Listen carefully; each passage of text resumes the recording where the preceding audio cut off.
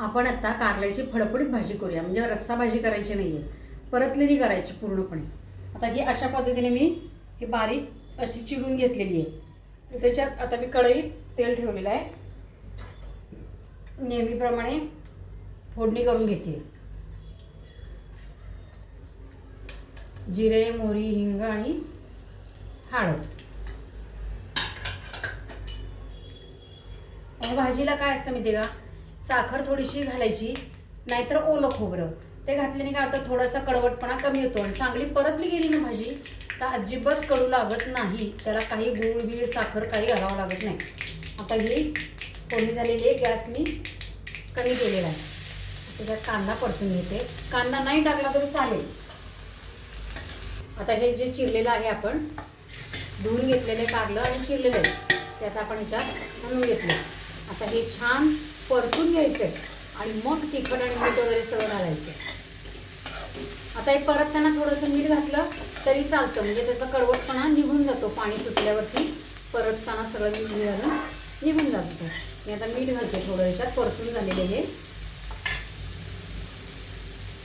चवीपुरतं मीठ घालायचं आहे।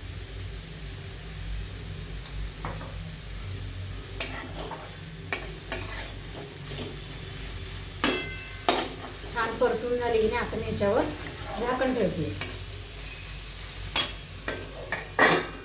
सुरुवातीला एकदा झाकण घालून त्याला शिजवून घेतलेलं आहे आपण, पण त्यातलं पाणी अजून गेलं पाहिजे। बघा शिजलेलं आहे चांगलं, बघा तुकडा छान पडतोय।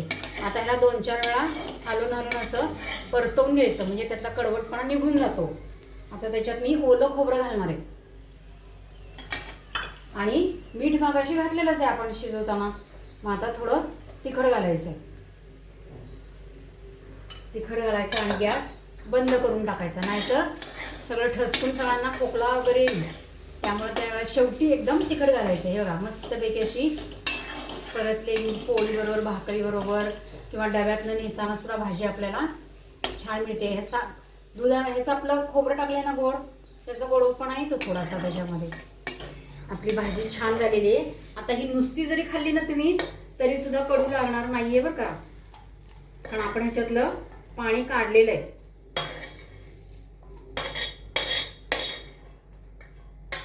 अशा पद्धतीने ही ओलं खोबरं घालून फडफडीत भाजी केलेली आहे। खा, प्या आणि मस्त राहा। लाईक, शेअर आणि सबस्क्राईब करा।